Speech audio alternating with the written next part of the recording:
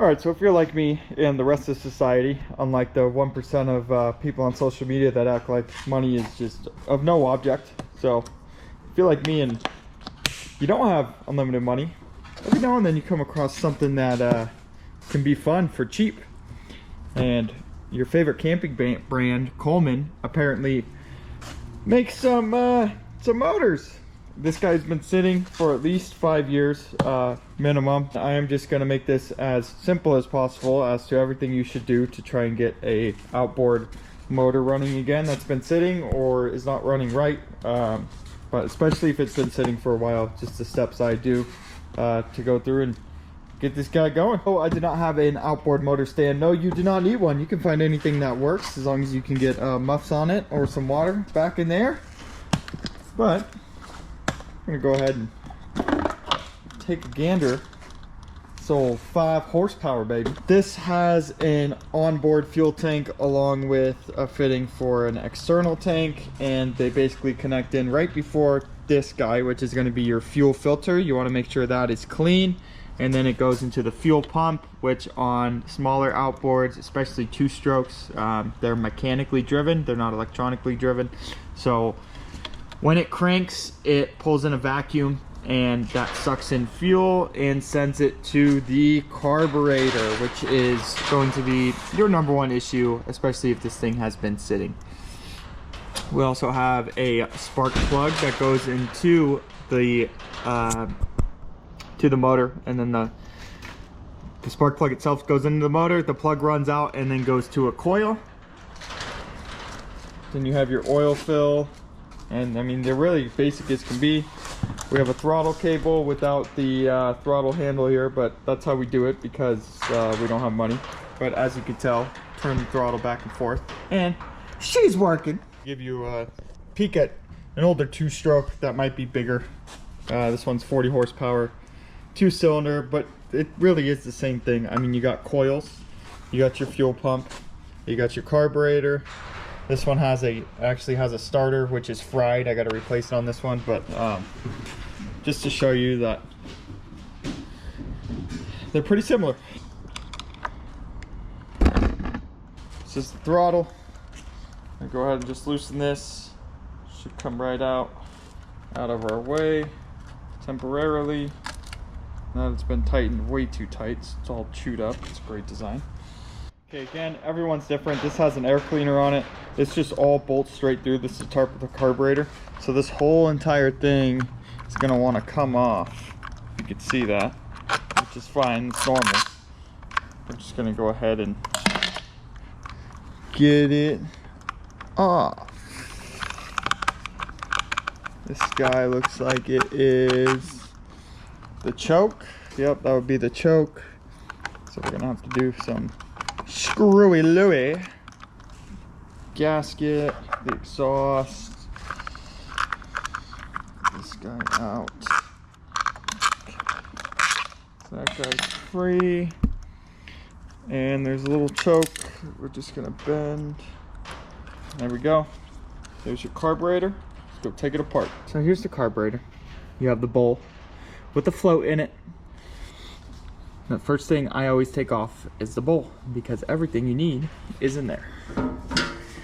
There's always an argument, just put gas in it.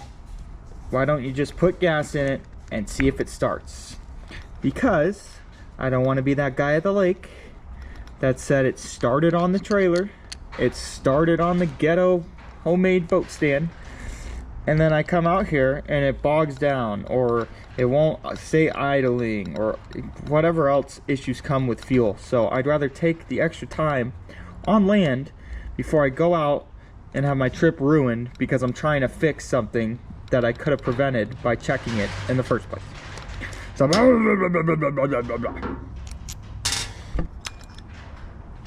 look at that.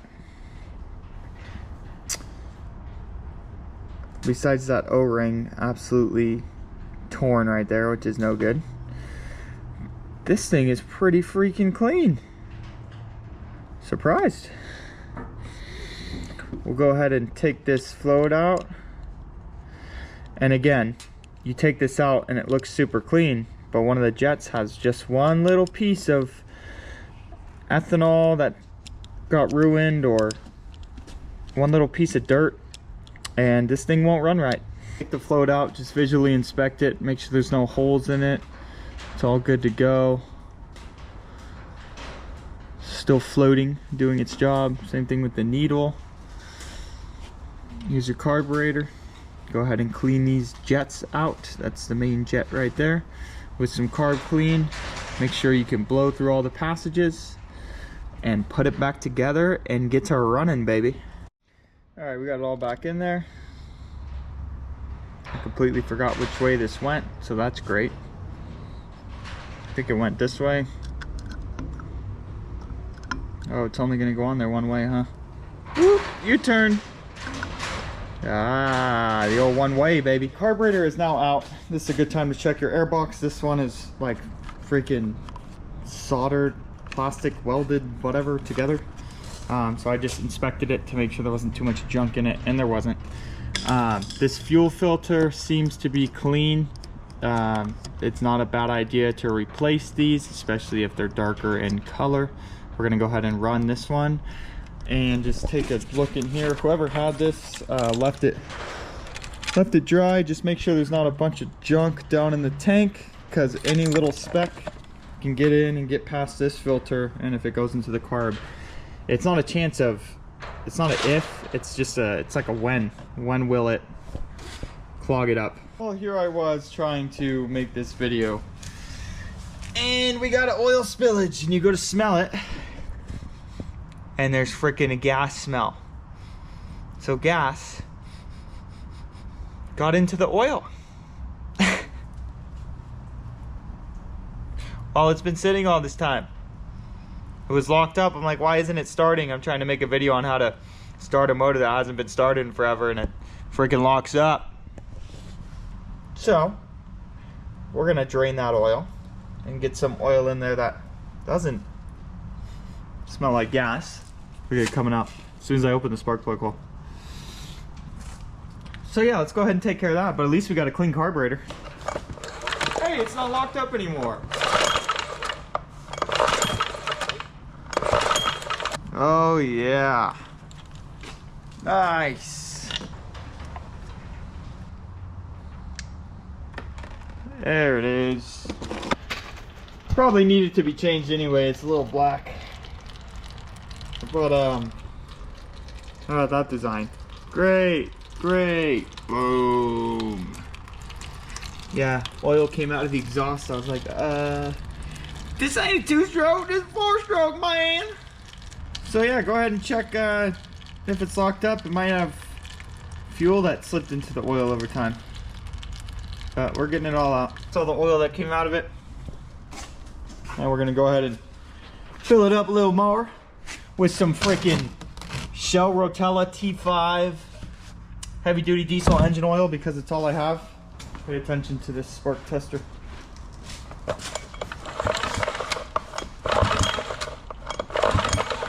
Got good spark. We got good spark, we got good oil, and we got a good carburetor, baby. We ain't got nothing wrong with it.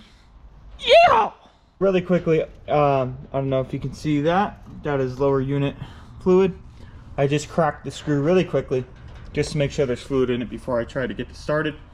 Of course, this should be changed, and you should make sure it pumps water, which we will, but it is always a good idea to do the lower unit fluid and the water pump. But again, this video is just to show you how to get it running. That's maintenance stuff that you can do. That's also very important to make sure it pumps water. But just make sure it has fluid before you start it. You can open up the top screw, but nothing's gonna come out. Just crack the bottom one. Make sure you don't open this one first, because if you open this and try to crack the bottom, it's going to allow it to flow out a lot faster, and you don't want to do that. Just crack the bottom, check to make sure it has fluid in it. All right, let's get some water in this, get this carb back on, see if this Coleman 5 horsepower motor can get to running, baby. So you could hook this thing up to muffs, but we're just gonna put it in this good old recycle can, because why not? And we're gonna see if this thing can start, or if it is in fact true that I only have 2 brain cells and I cannot get this thing to start.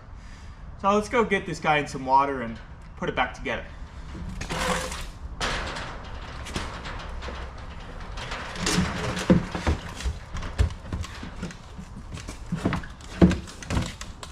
Oh yeah, looks good enough to me. We don't want to put it in gear so I don't take out the side of it, but pretty straightforward. Not much you can screw up. First thing I'm going to do is put this little choke guy back on, and then I'll do the rest. Choke is on. Don't forget your exhaust gasket. Put the gaskets in place. You can go ahead and put one on like so. I ran out of 4-stroke, just regular gas. Everything was mixed, so we're siphoning some from the pressure washer.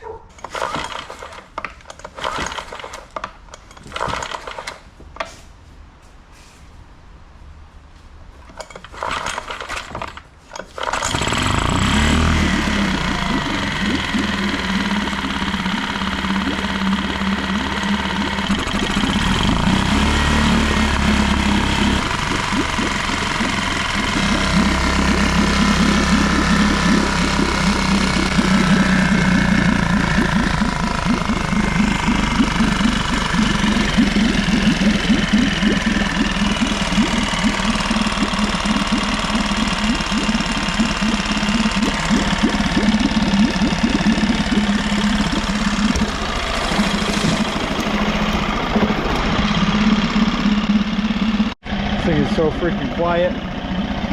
Pumping good water. Idling away. So is this 5 horsepower, 4-stroke Coleman gonna be the best motor on the lake? No. Are you gonna have the best boat? No. But you're gonna be a person on the lake. And in today's world, with all the crap on social media, seeing people, I mean, good for them, you know, and their crazy boats. I'm never gonna sit here and dog them or anything. I mean, good for them that they're able to afford it or the payment. But if you're a regular person like the rest of us, as in making a regular salary, doing what you're doing, you can pick something like this up for pretty cheap and get it running, and go out and have fun on your little 10-foot boat and be out on the water, man. Anyway, that's it. Hope you guys liked it. See you on the next one. Bye.